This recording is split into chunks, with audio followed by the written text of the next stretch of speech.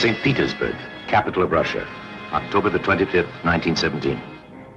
The time, 21 minutes to 10 in the evening. At anchor in the river Neva, the cruiser Aurora waits to take her place in history. In precisely 1 minute's time, her crew, led by Bolsheviks, will fire a shot to signal the attack on the Winter Palace.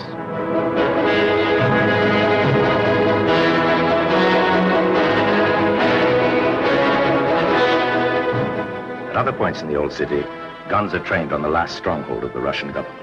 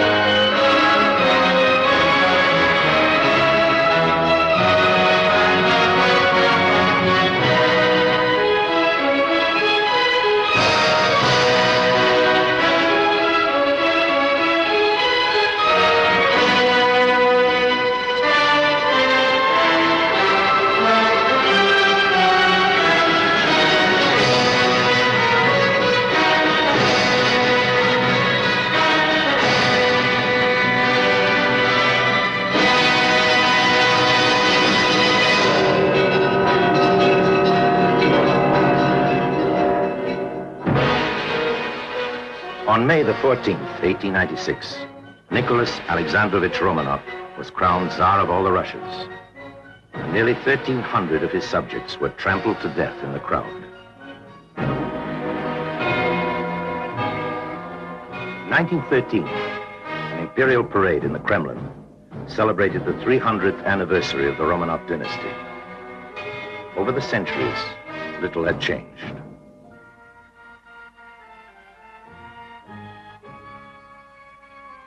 The Tsar and his family were answerable not to the people, but only to God. God had set the Romanovs on their throne, and God would secure it for them. The Tsar's only son, Alexis Nikolaevich, would, if he lived, inherit the throne. But he suffered from the incurable disease of hemophilia. And if he died, his sisters would preserve the succession. Olga, Tatiana, Maria, and Anastasia.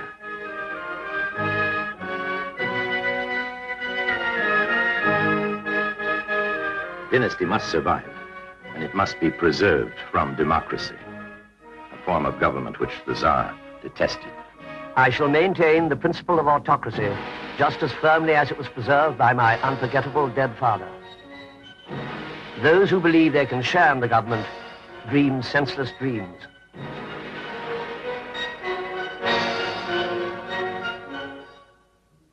Tsarist Russia in the early years of the century had all the outward signs of a vast, impregnable, and rugged power. The great Kremlin citadel loomed as a reminder of the three forces which controlled the empire: the crown, the church, and the bureaucracy.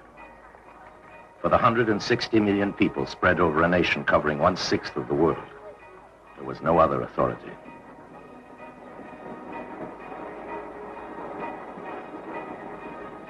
The scale and solidity of Moscow's architecture spoke for a society unswervingly confident of its own destiny. In this environment, a remarkable intellectual elite had emerged, and Russian music and literature reached a new peak of achievement. It was Russia's own writers, men like Gogol, Dostoevsky, Tolstoy, and Chekhov, who first saw the shadows lengthening over their own doomed society. For the teeming millions of the Tsar's subjects, illiterate, impoverished, and oppressed, the church was the only source of hope and comfort.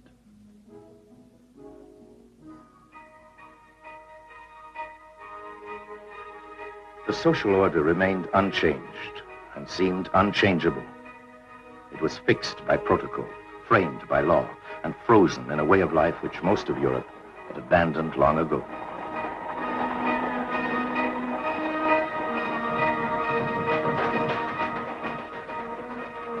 In his personal life, Tsar Nicholas was gentle, quiet, and shy, and his marriage was a love match. With Alex, the whole world has changed for me. Nature, mankind, everything. All seems to be good and lovable and happy. The Empress Alex returned his love and added a constant flow of advice. We have been placed by God upon a throne, and we must keep it firm and give it to our son untouched. And how much easier to be an autocratic sovereign than one who has sworn a constitution. Beloved, listen to me. William Gerhardy, the English novelist, saw the Tsar. I saw the Tsar in 1913. It was the tercentenary of the Romanov dynasty.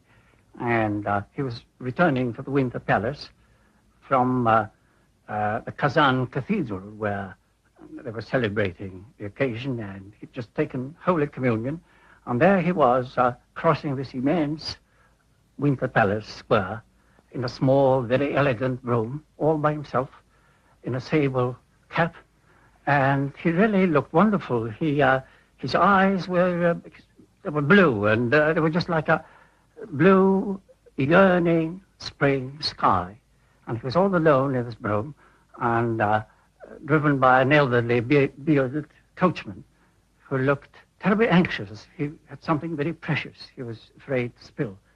And from each side, there were Cossacks galloping along with spears, looking terribly fierce. And of course, everybody in the square whipped off his cap. In the Russian census, the Tsar's profession is entered as landowner, and he personally owned over 6,000 million acres, more than half of all the land in Russia. He and 130,000 other landlords, between them, owned 95% of the country, an empire which stretched nearly 7,000 miles from Germany to Japan, and from the Arctic to the Black Sea. For most of them, change was inconceivable. But there were exceptions. Count Leo Tolstoy, for example, a landowner as well as a novelist, was loved by his villagers, and when he died, they mourned him as a father, carrying banners which said, "To the memory of your goodness." Before my death, I would like to tell you, the working people, what I have thought about your oppressed position. You are compelled to pass all your life in want and in heavy work, while others who do not work at all profit by what you produce.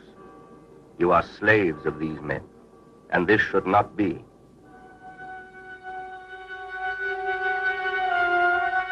Most of Russia's peasants had no reason to love their landlords. The rest of Europe had abandoned slavery centuries before, but in Russia, a man was still owned by his master until 1861. Yet by the turn of the century, many were even worse off as free men than they had been as slaves. Progress was so painful and so slow that a family could live out its whole life without a glimpse of it.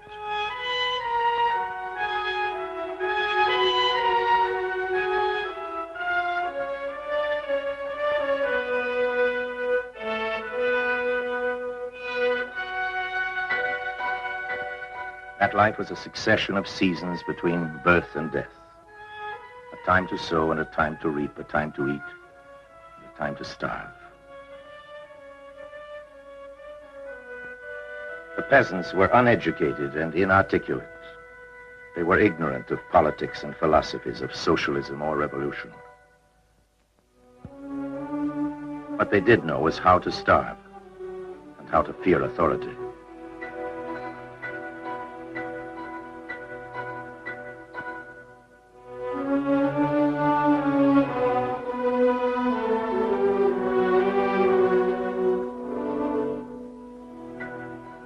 The abolition of serfdom brought one change in the lives of the peasants. They could now leave the land, and they left it in their millions.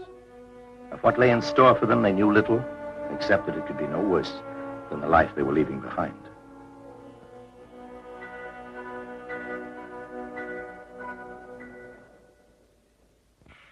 They came to the cities, to Kiev, to Moscow, and especially to St. Petersburg, the fastest growing industrial city in Europe, the lovely northern capital where prosperity still trotted quietly across the river Neva.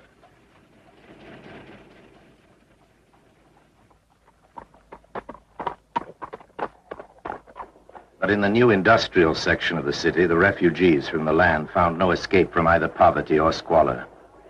They had simply exchanged one form of bondage for another. They were still peasants, but now urban peasants. Here, industry was largely sustained by foreign investment. Steel from France and Germany and Britain, and coal mainly from France. In the 10 years before the First World War, Russian industrial production more than doubled. Yet productivity remained the lowest in Europe. So, for the most part, did wages and working conditions.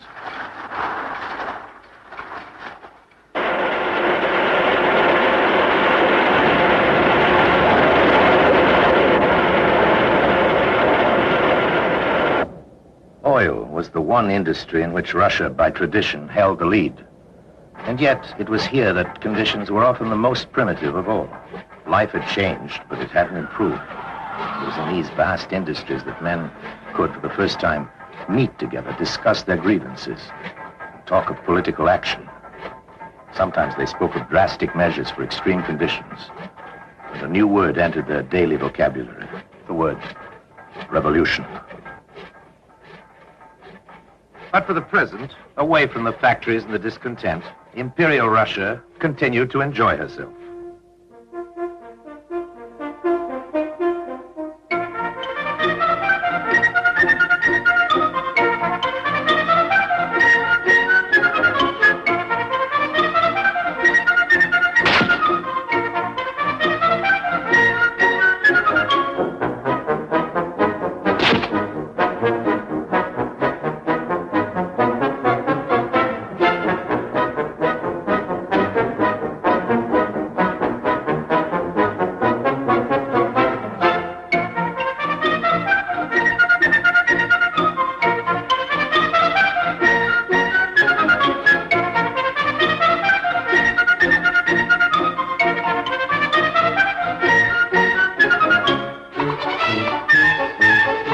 The Tsar and his Empress were happiest when they were together with their family.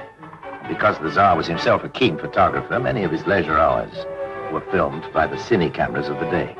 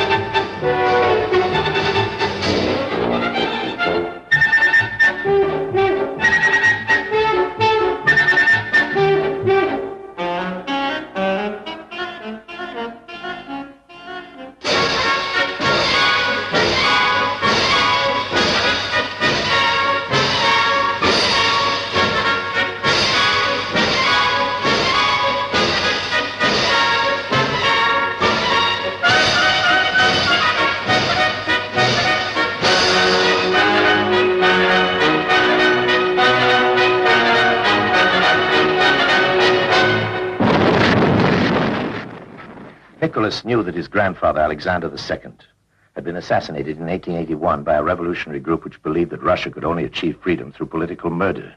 The murders took place, but the autocracy continued. 6 years later, there was an attempt on the life of Nicholas's father, Alexander III. The ringleaders were caught and executed, and one of them was a student, Alexander Ulyanov. His younger brother heard the news and swore revenge. Outbreaks of violence continued into the reign of Nicholas II, despite the exiles and the executions. The large houses of the rich were frequent targets.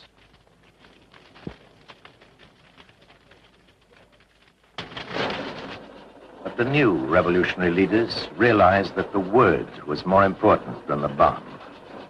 They handed out pamphlets in the tenements and smuggled illegal literature into the factories. They taught the workers a new weapon of protest, the strike.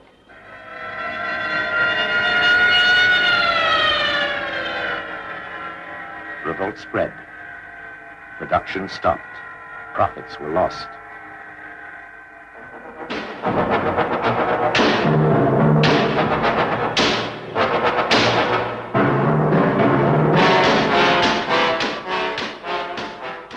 workers were treated without mercy. They were the enemies of the state and must be suppressed.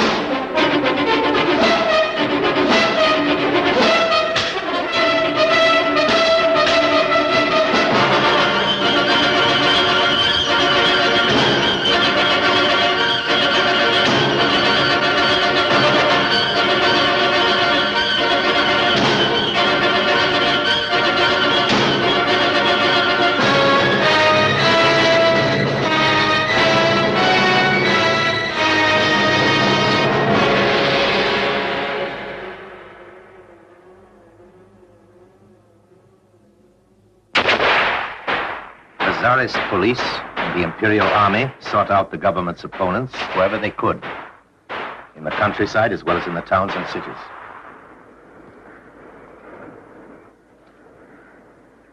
Many were imprisoned. Many were exiled to Siberia.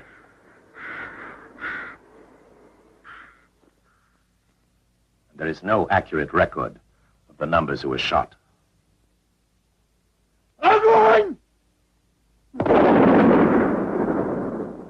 The files of the secret police bulged with the names of known agitators.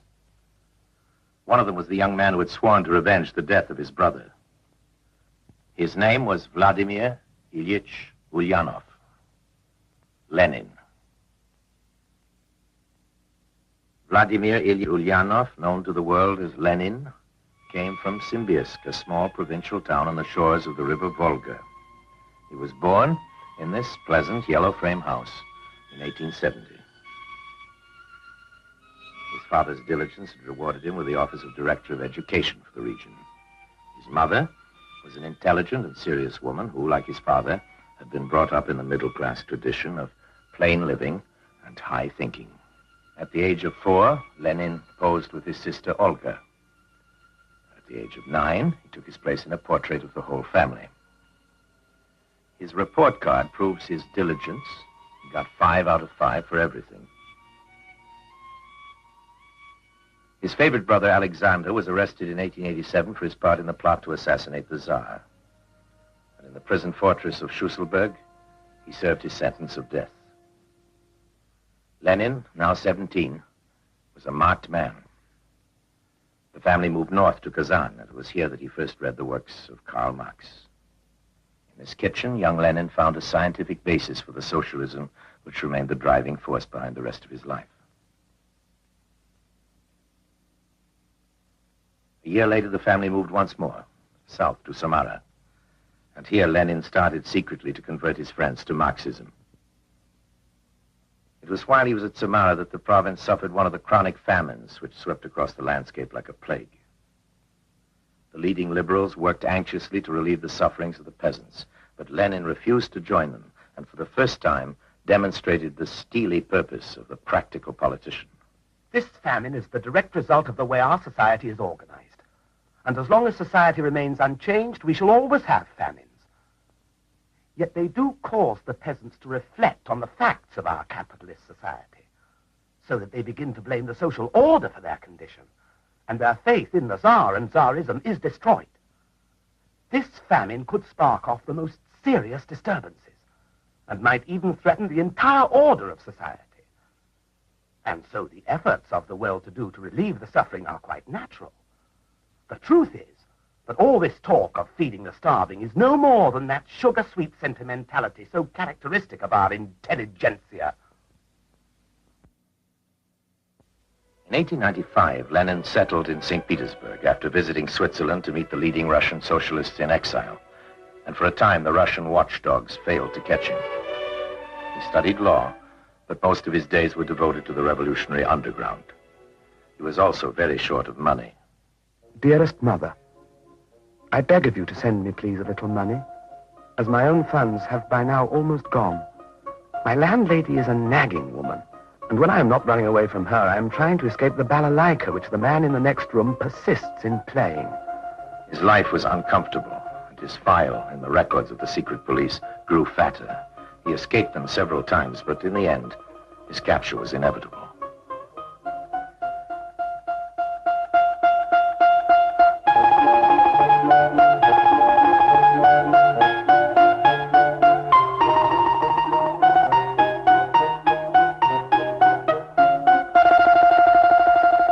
Lenin was arrested in Christmas week, 1895, and he spent 14 months in prison without trial. He did exercises to keep fit, and remembering his use of invisible ink as a schoolboy, he smuggled out pamphlets and instructions to his friends. Then, at the age of 27, he was exiled to Siberia. For Lenin, Siberia was easily endured. He had his own house and time to hunt and skate and walk and argue, and time to think. He learned to be patient and to use Siberia as a training ground for revolution. And from here he sent a message to a fellow exile. Her name was Krupskaya. And she answered him simply, If I'm to be a wife, so be it. In the spring of 1899, the authorities obligingly let them marry. We were young then. We had just been married. We loved each other passionately, and that enhanced our exile. For a time, nothing else existed for us.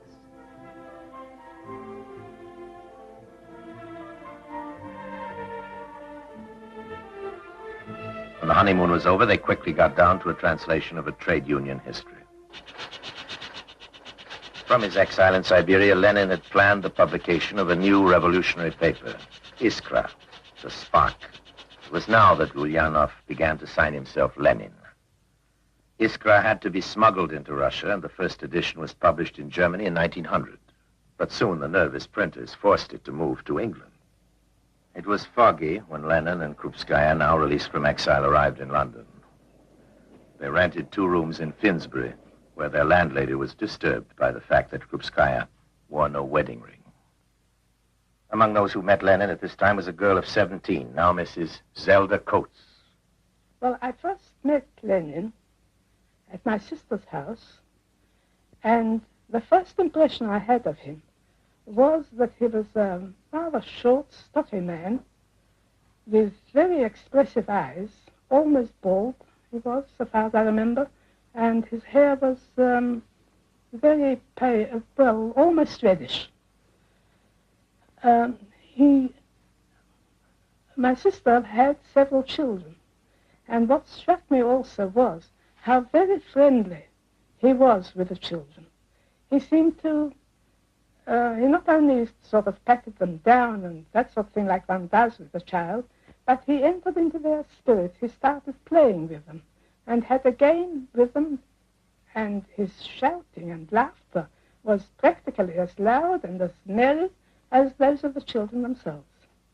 For Lenin, even the Times had its revolutionary uses.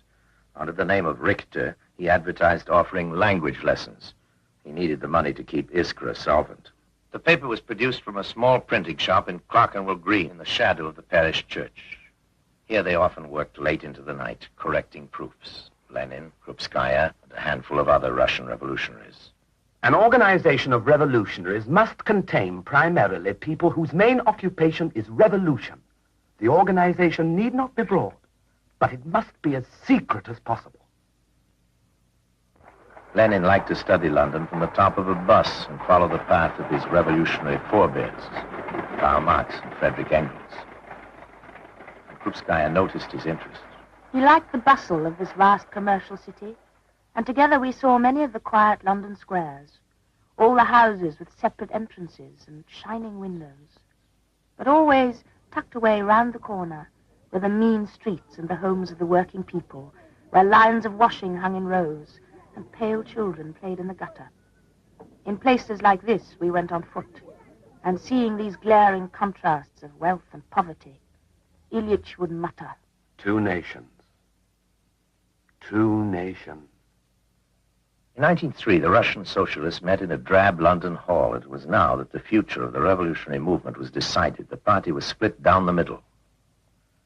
Lenin's opponents wanted to give party membership to every willing helper. The more widely the title of member of the party is spread, the better. We can only rejoice if every striker, every demonstrator is able to declare himself a party member. But Lenin's group was determined that party membership should only be given to a hard core of enthusiasts.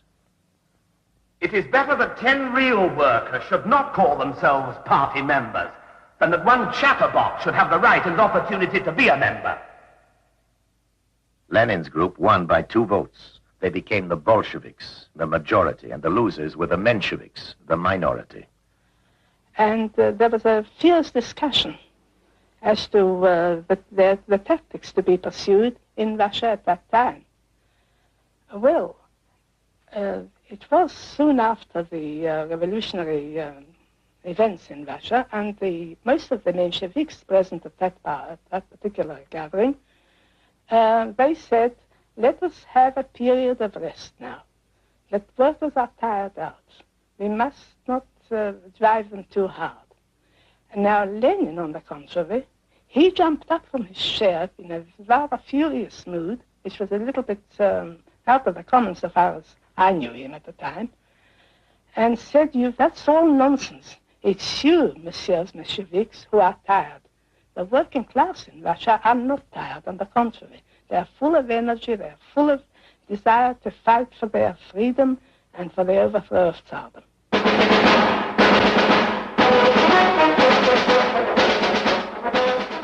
The Tsar himself seemed oblivious of the events which were to decide the fate of his throne, his family, and his country. The date was 1904, and Nicholas was waging a war with Japan to satisfy some dubious territorial ambition. But the formal life of the court continued undisturbed.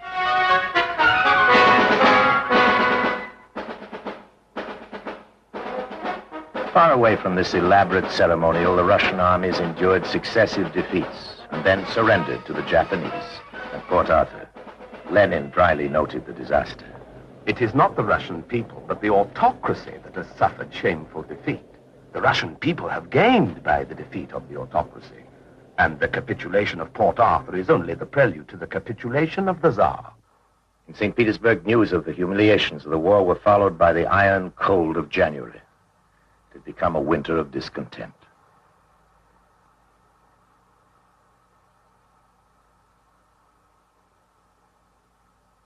On Sunday, January 9th, 200,000 people marched to the Winter Palace to present a petition to the Tsar. They were all unarmed. They carried icons, and many of them chanted, "God save the Tsar." Their requests for better working conditions were modest, but Nicholas decided not to accept their petition. We're going!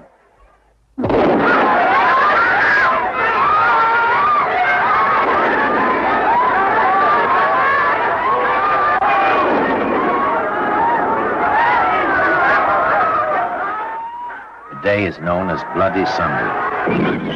Over 1,000 of the marchers were killed. 5,000 were wounded, many of them women and children. But the Tsar found time to write his diary as usual. It was a hard day. In St. Petersburg, serious disturbances occurred because the workers wanted to come to the Winter Palace. The troops had to fire on them, and there were many killed and wounded. My God, how it hurts me, and it was hard to witness. Mother came to lunch, which we all ate together. Then I took Michael for a walk. Lenin was in Geneva when the first reports of Bloody Sunday reached the outside world. He was on his way to the library with Krupskaya when he heard the news, and at once they changed their plans and rushed to an emigre cafe where they found their excited Bolshevik friends reading the latest editions of the Swiss papers. Lenin now saw his dreams of a revolution within reach. There must be an armed uprising, an immediate armed uprising. Talk that we cannot win is the talk of cowards. In the calm of this Geneva library, he applied himself to the grim techniques of civil warfare. This particular volume, the Memoirs of the Russian Revolutionaries of the 19th Century, still contains his notes in the margins of its pages. In St. Petersburg in October 1905, representatives of the city's workers met for the first time. They called themselves a council. The Russian word is Soviet. And one of their first decisions was to call a general strike.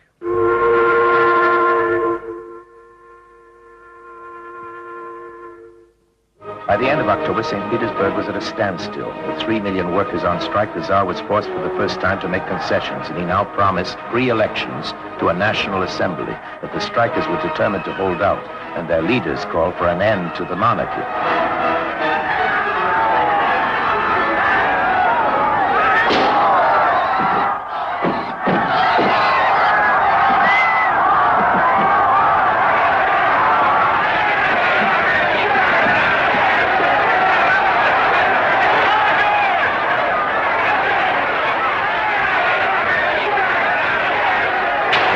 Bolshevik fighting brigades, supported by hundreds of strikers, barricaded the streets. The Tsar sent for his Minister of the Interior. This situation can't last. It's their heads or ours. I order you to take every measure you consider necessary.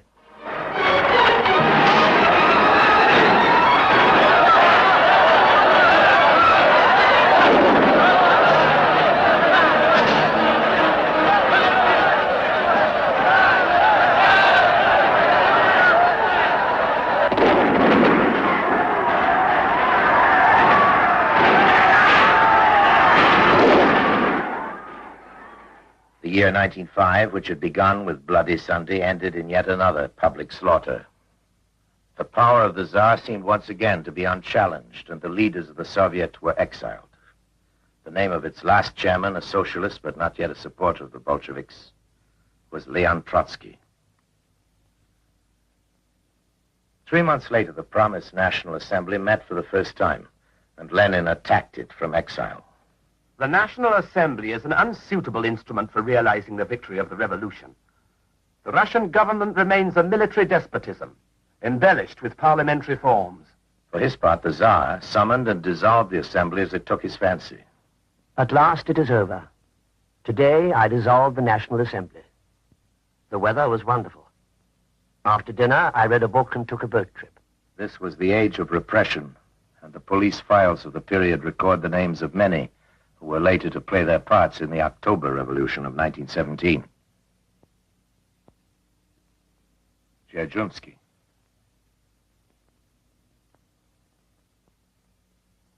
Joseph Stalin. More than 5,000 executions took place, and 40,000 political prisoners died in jail. Tens of thousands more were condemned to penal servitude in Siberia. One of them was Michael Lebedev. You're just a thing, they used to tell us. You belong to me, and I'll do what I like with you. Some of them showed even more respect. I feed you if I feel like it, with anything that's around. And if I don't feel like it, you starve. You're not just anything, you're my thing. We were kept in cells that must have been built for anything from 40 to 45 people. And the food, that muck wasn't food at all. We used to call it pig swill. It was just water with a few scraps swimming about in it. God knows what they were. And that was all. Well, so what? After all, a prison's a prison. All human feeling is utterly repressed by it. In St. Petersburg society, life went on as usual, and the daughters of the well-to-do went about their charitable works. For the Russians are very generous people. Other daughters learned the graceful requirements of a leisured life. This famous academy was known as the Smolny Institute, It was from this very building that Lenin would announce the Bolshevik victory in 1917.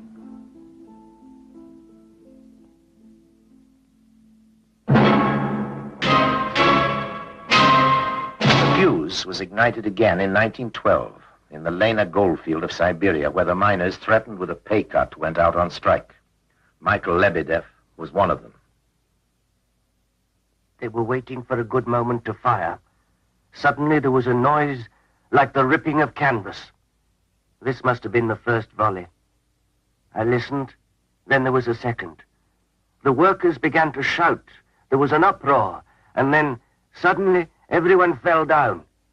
I fell too. And as I fell, I saw Demilov next to me, lying somehow strangely on his back, with an unsmoked cigarette in his hand, staring at me. And then I saw a black worm crawl out from behind his ear. I realized it was blood. It was no joke. They were really shooting. Then another volley, and another, then silence.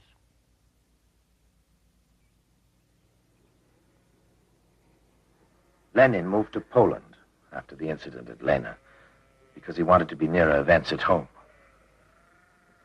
Every day after a supper of soup and meatballs, he would finish off his article for Pravda and take it to the post office. Krupskaya described their life together. We lived in a small, closely knit circle of comrades. Our friends used to come on walks with us.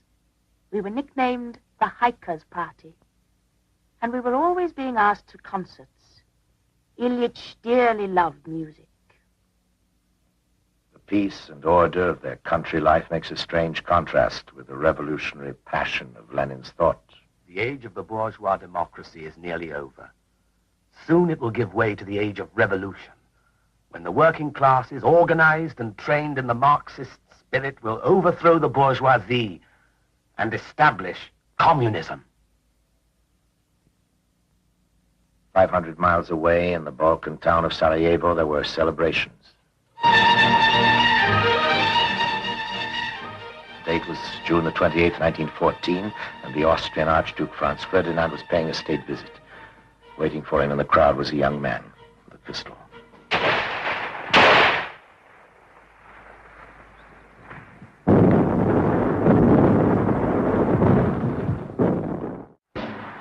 Germany declared war on August 1st, 1914, and in Russia, a sudden feeling of unity came to the divided nation. The Tsar made his expected appearance on the balcony, swearing never to make peace while a single foreign soldier remained on the soil of Mother Russia. People cheered him. They knelt to receive his blessing, and some of them called him the great father of his people. The patriotic fever, which was shaking every warring nation of Europe, also gripped Russia.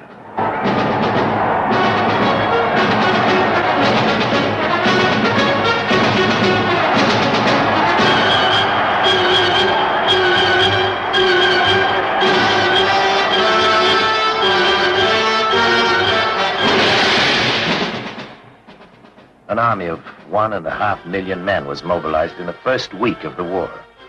Volunteers on their way to the greatest human slaughter ever known.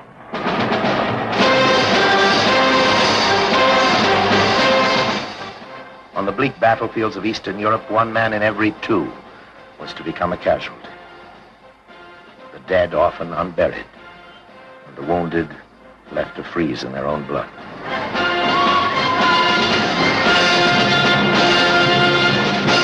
At the outbreak of war, Lenin was expelled from Poland and moved to Bern in Switzerland. There he addressed all the available Bolsheviks. They met in a wood outside the town, and Lenin outlined his views on the war. The defeat of the Tsarist monarchy is a lesser evil than the defeat of Kaiser's Germany. The greater Russia's losses in battle, the sooner will everyone realize that the people have been betrayed. Our task is plain. Total propaganda in the armed forces as well as the civilian population. Our troops must turn their weapons away from the soldiers of the so-called enemy, who are really their own brothers. We must organize illegal groups in the armies of all nations. This war is an imperialist war. We must turn it into a civil war. Now!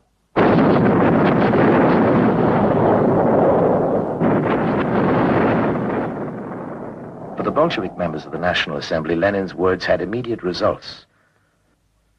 They were arrested for opposing the war. They were convicted of high treason and exiled to Siberia.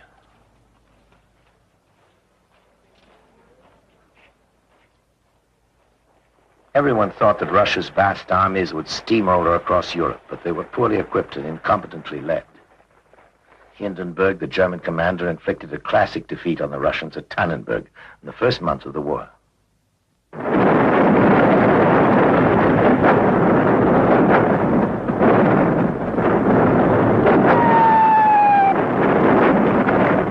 German troops cut off and surrounded the Russian army.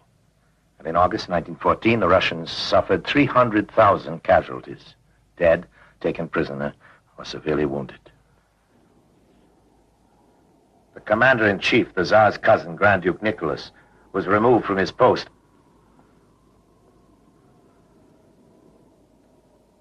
The Tsar himself took over, but the defeats continued. The soldiers could always put their trust in higher places, a sentiment that was echoed by the Tsar's own Minister of War. Defeat will be avoided if we put our faith in the protection of St. Nicholas, patron of Holy Russia, and in immeasurable distances. But 1 man in 3 had no rifle, and many of them hadn't even boots. At the palace of Tsarskoye Selo, where the Empress lived with her invalid son and her daughters, a most extraordinary religious influence prevailed. Rasputin, a drunken and uncouth peasant, had an uncanny hold on the Empress, who believed that his mystic powers could cure her son's illness. As her favorite, Rasputin had wheedled his way into the highest places. His reputation as a lecher never lessened his magnetic attraction for fashionable women.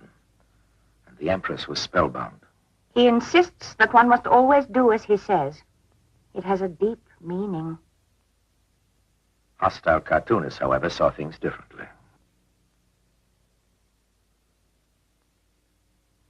Under Rasputin's influence, the Empress wrote long and prodding letters to her husband at the front. My own Nicky, it makes my heart bleed to think that you have to bear so many misfortunes without me. You have such a terrible load on your poor shoulders. No team spirit, no confidence in the officers. But I do hope you will visit the troops as often as you can, and I can picture their joy when they see you. Looking after the wounded is my consolation. To lessen their suffering in a small way helps my aching heart. The Empress set up her own military hospital near St. Petersburg. It was cleaner and quieter than most. The flood of dying and wounded from the front had increased as the Russian army was pushed steadily back by the forces of Hindenburg. And the reversals of war increased the popular feeling against her friend, Rasputin.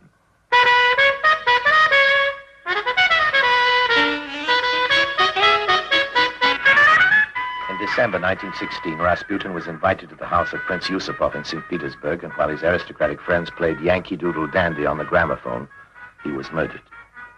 The Empress was incoherent with grief. Tonight, a big scandal at Yusupov's house. Big meeting, all drunk. Police heard shots, and they say our friend was killed. I cannot and will not believe it. God have mercy. The shaken conspirators bundled his body from the house.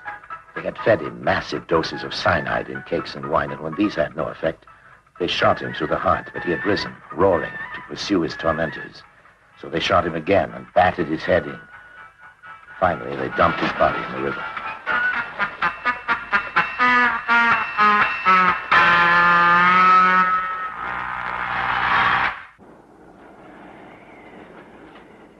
The Russian winter of 1916 was one of the coldest of the century. Transport was disorganized, and power supplies were cut. Bread was hard to find, not because it was scarce, because it was just delayed on the way. Sadly and without enthusiasm, the army shivered its way through the frozen months. After the humiliation of defeat had come the bleak miseries of Russian winter.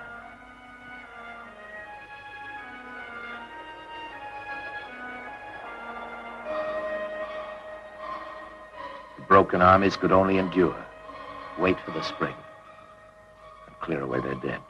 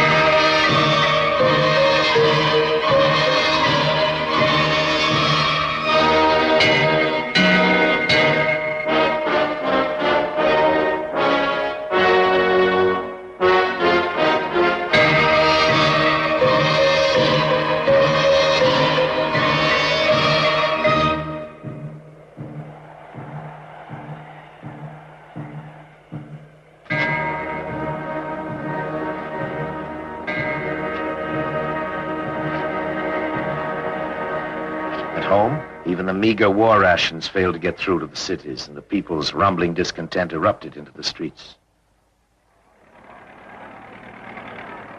But the Empress was unmoved. People are running about shouting they have no bread. They do it only to create excitement. But the thing will pass and settle down, provided the National Assembly behaves. But the National Assembly was now inciting the people to resist their rulers.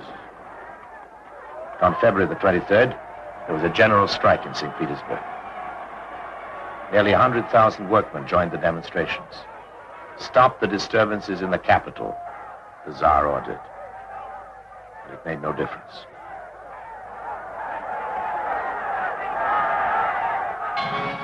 Four days later, the garrison of the city threw in their lot with the strikers, and most of those who mutinied were regular soldiers. It was the turning point. For without military force, there was no means of restoring order, and the fate of St. Petersburg, of Russia, and of the Tsar was now in the hands of the people.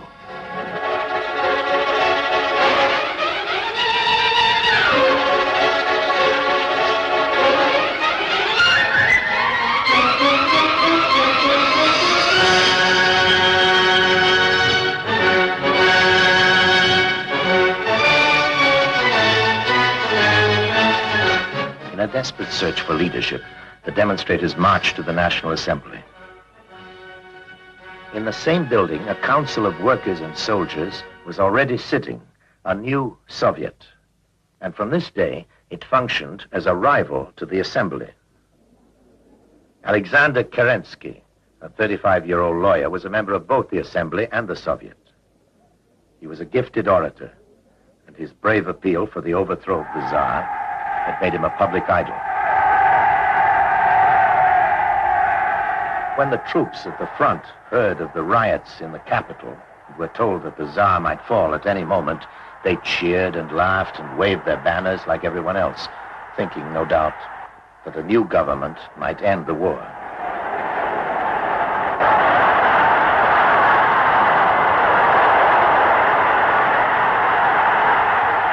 On the 2nd of March, 1917, the last of the Romanovs fell with remarkably little fuss.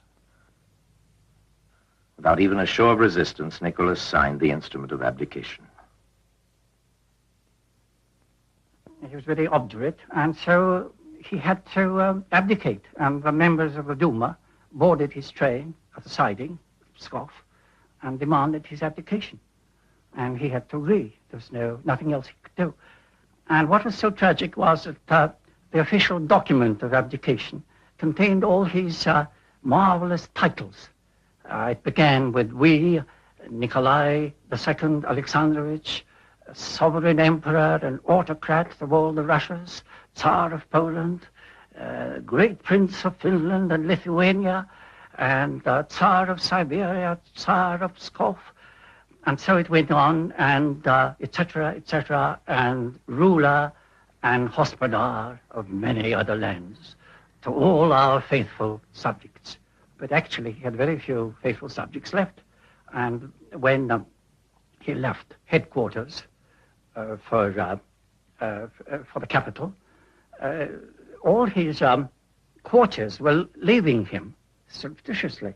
They were sort of dropping off at obscure stations, and he arrived all by himself, and he fell into his consort's arms, weeping, because he felt that he'd been terribly humiliated.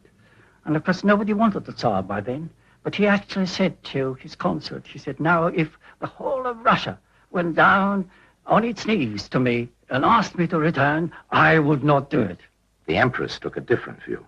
I understand your action, my hero, and I swear upon my life that we shall see you on the throne again, placed there by your people and your army. You will be crowned once more by God himself on earth in your own land.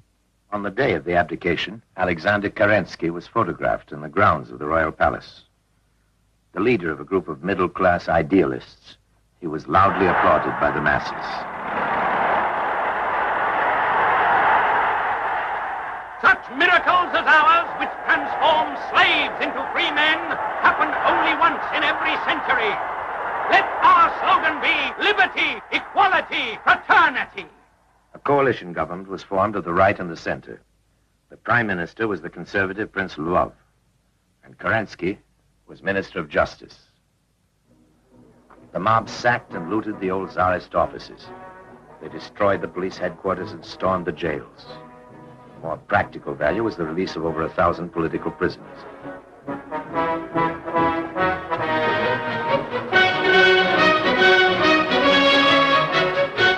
Many were Bolsheviks, who, to the new government's surprise and dismay, immediately attacked it as bourgeois and reactionary. A young man called Molotov was one of those who came home from their Siberian exile. Another was Stalin, the man of steel. At the outbreak of the war, Lenin had taken refuge in Switzerland. He was now living in Zurich, writing propaganda and keeping in touch with the Bolshevik underground in Russia.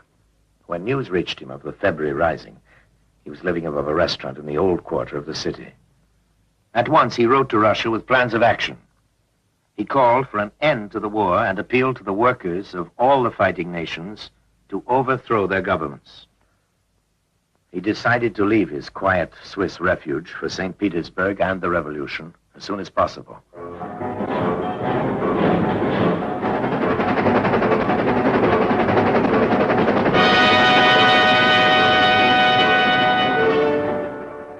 When he left home, Lenin had been away from Russia for over 10 years.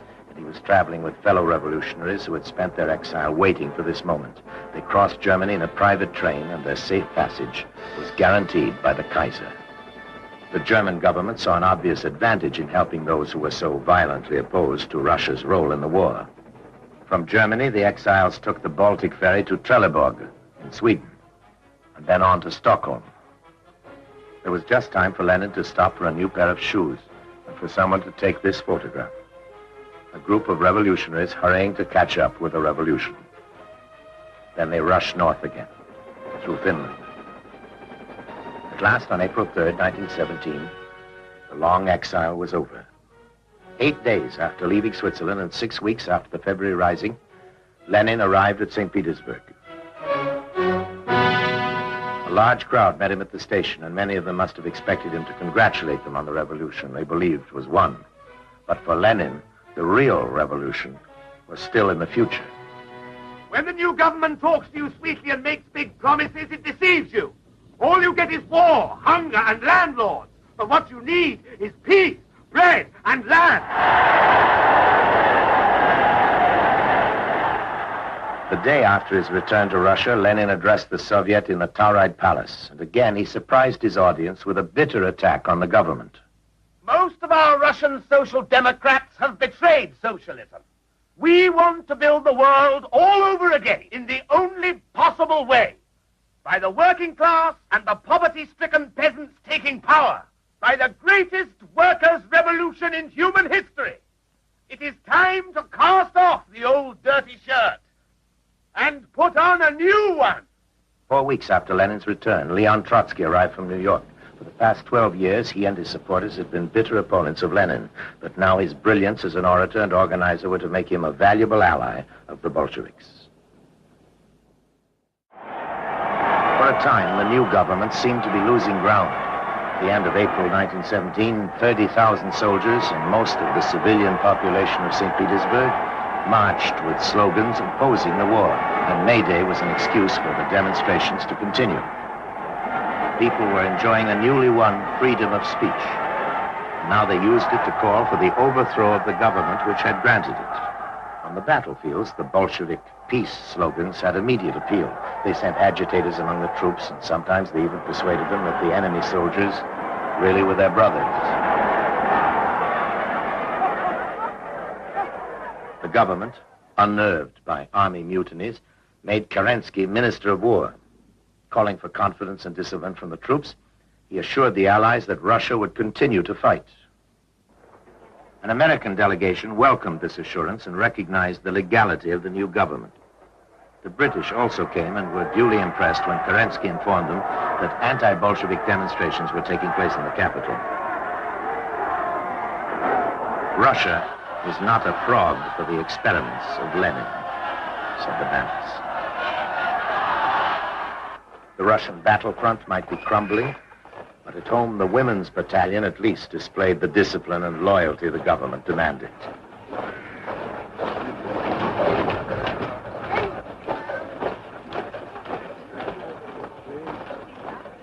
Theirs was a loyalty which was to stand firm until the night of Bolshevik victory in October.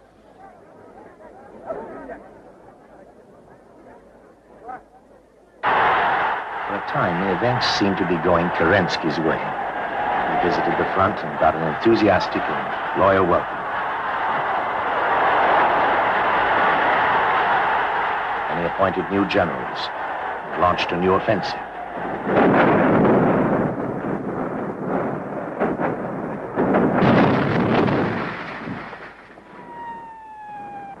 The new generals and the new offensive both failed.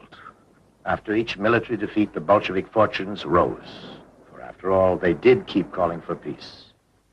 They say there is not a political party in Russia which is ready to take full power. I say there is. Our party is ready. We demand the publication of the secret profits the capitalists are making from the war. Then we will arrest them. But Kerensky was not silent either. You Bolsheviks suggest childish solutions. Arrest, kill, destroy. What are you? Socialists or policemen? Tension mounted in St. Petersburg as the summer wore on. The demonstrations were spontaneous and uncontrolled. Neither the government nor the Soviet could handle the situation, and the revolution was in danger of being lost in a sea of anarchy.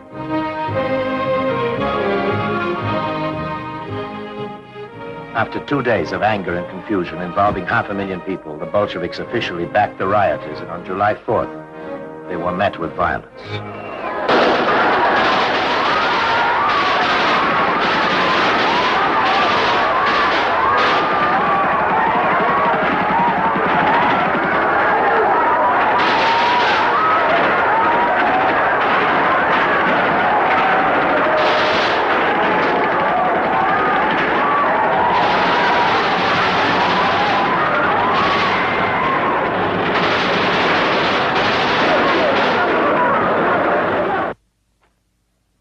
Alexander Kerensky became Prime Minister of Russia on July 7th, and at once he acted in the spirit which the shooting had symbolized. He sacked the Bolshevik headquarters, the former home of a ballerina.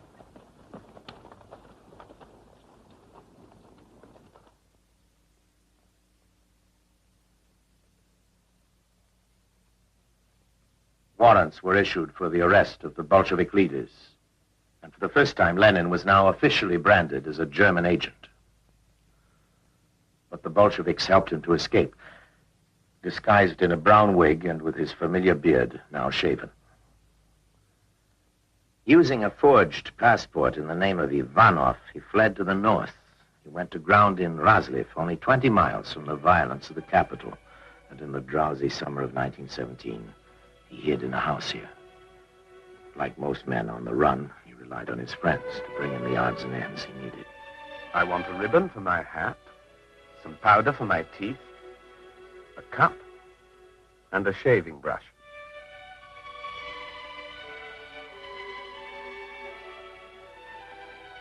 After a time, he felt unsafe and rode across the lake to find a secure hiding place. He set up a primitive home in a small straw hut.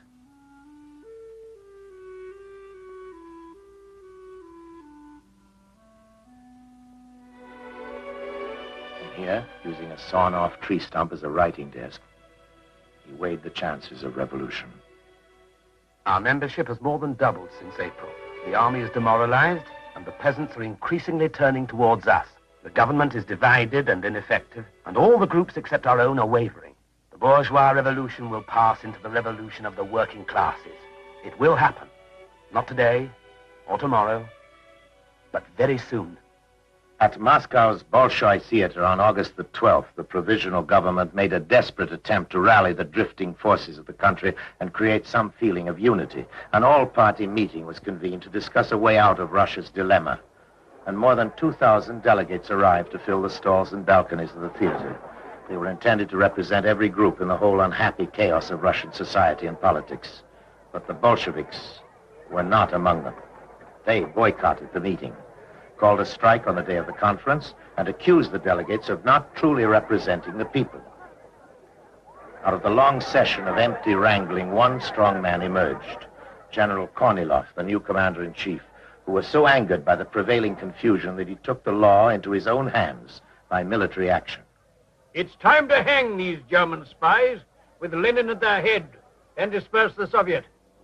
I want to move a corps to within striking distance of the capital so that when the Bolsheviks demonstrate, we can humble the traitors as they deserve. Although forbidden by the government, Kornilov's troops advanced on the capital. Kerensky relieved Kornilov of his command, and Kornilov in turn called for the resignation of the government. And his armor moved forward towards St. Petersburg. But Kornilov had seriously miscalculated.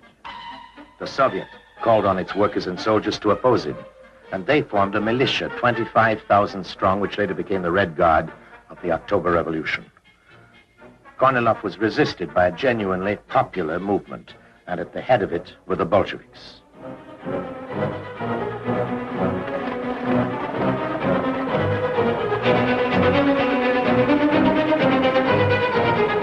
Against such resistance, Kornilov's armor spent itself in vain, and even his notorious savage division of the Wild Cossacks was undermined when the grandson of one of its own national heroes joined a delegation to argue it out of its attitude.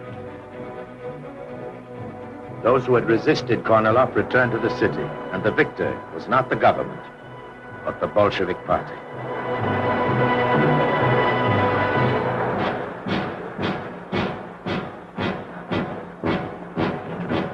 Trotsky, freed from imprisonment in mid-September, was elected president of the St. Petersburg Soviet. And for the first time, the Bolsheviks had a majority in the Soviets of both St. Petersburg and Moscow. Their fortunes, so low in July, were rising fast. In this house on October 10th, the Bolshevik Central Committee met, and by 10 votes to 2, supported Lenin's proposal for an armed insurrection. The minutes were in his handwriting. The position is clear. Either a dictatorship of the Kornilov sort or a dictatorship of the people. The masses have given us their confidence, and they ask not for words, but for deeds. In the Smolny Institute, formerly the Young Ladies' Academy, the Bolsheviks organized the insurrection, and the scene was described by the American reporter John Reed. The Institute had been taken over by revolutionary organizations of workers and soldiers. Within were more than 100 rooms. On their doors, enameled plaques still informed the passers-by that within was ladies' classroom number 4 or teacher's bureau. But over these hung crudely lettered signs, evidence of the vitality of a new order. Central Committee of the Soviet, or Union of Socialist Soldiers. The long, vaulted corridors, lit by rare electric lights, were thronged with the hurrying shapes of workmen and soldiers, and the sound of their boots made a deep and incessant thunder on the wooden floor. The landings were heaped with pamphlets and political literature.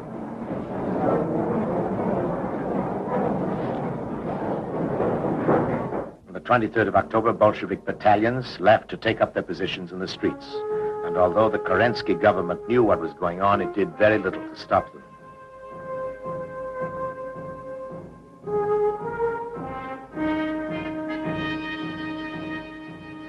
The government suddenly found itself short of armed support. The best it could muster was the still faithful battalion of women. And some cadets, and some students, with a cycle regiment in reserve. At the Winter Palace, the defenders built barricades against the expected attack.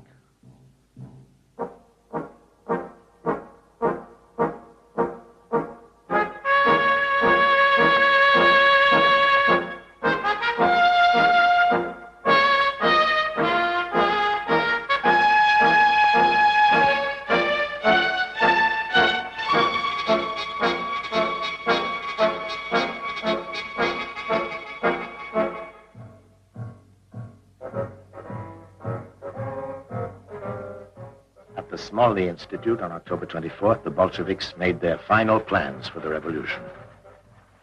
Their leaders were now working without sleep.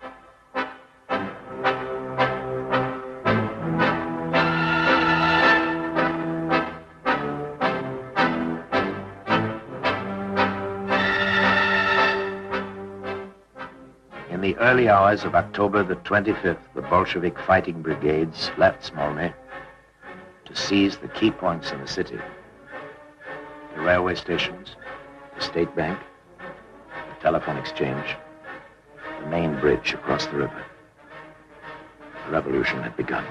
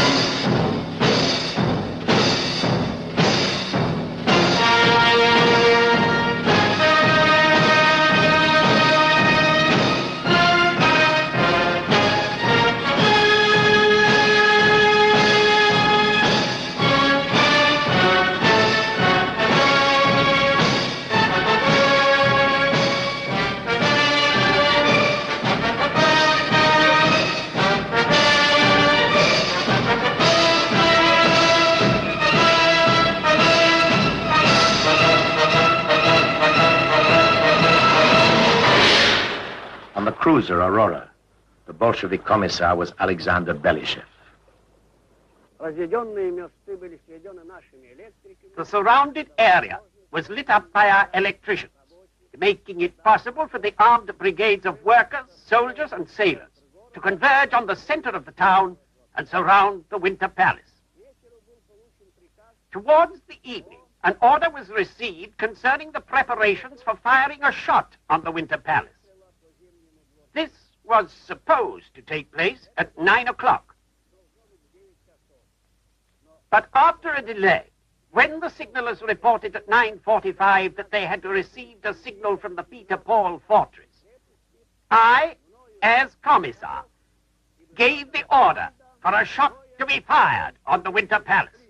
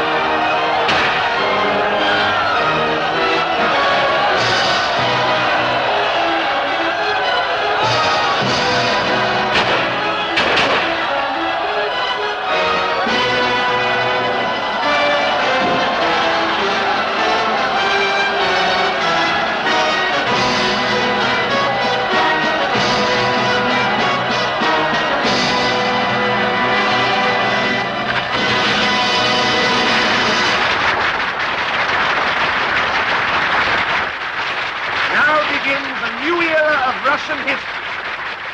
We shall end the war. We shall destroy landed property. We shall have a genuine workers' control of industry. Long live the World Socialist Revolution!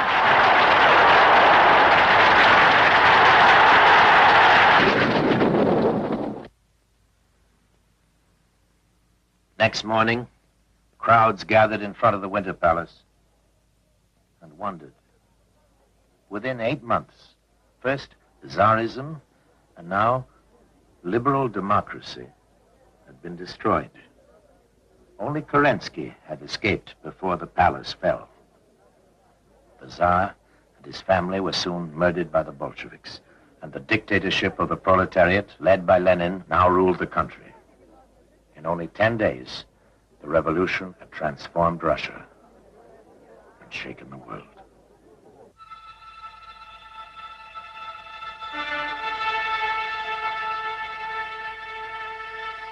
It was on the 11th day that the snow came. In the morning, we woke to window ledges heaped white and snowflakes falling so whirling thick that it was impossible to see 10 feet ahead. The mud was gone. In a twinkling, the gloomy city became white, dazzling. In spite of the revolution, all Russia plunging into the unknown and terrible future, joy swept the city with the coming of the snow. Hidden was all the grayness. Only the gold and colored spires and cupolas with heightened barbaric splendor gleamed through the white snow. Even the sun came out, pale and watery, at noon. The colds and rheumatism of the rainy months vanished. The life of the city grew gay, and the very revolution ran swifter.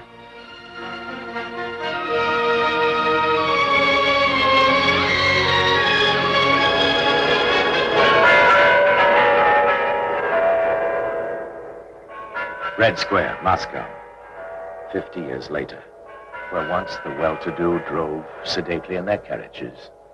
A long queue walks towards the tomb of Lenin. They come from every corner of their enormous country, many millions of them every year, and in snow as well as sunshine. In 50 years, the Russian people have achieved much and endured much, an industrial transformation unique in history, and the total destruction in war of 80% of those industries, from the dark ages to nuclear energy for peace or for war. From Lenin's first victory through a civil war and the wild purges of Stalin to a careful coexistence and a personal freedom greater than at any time since the days that followed the abdication of Nicholas II. But who dare say where the road they began to travel in 1917 will finally lead them? And us.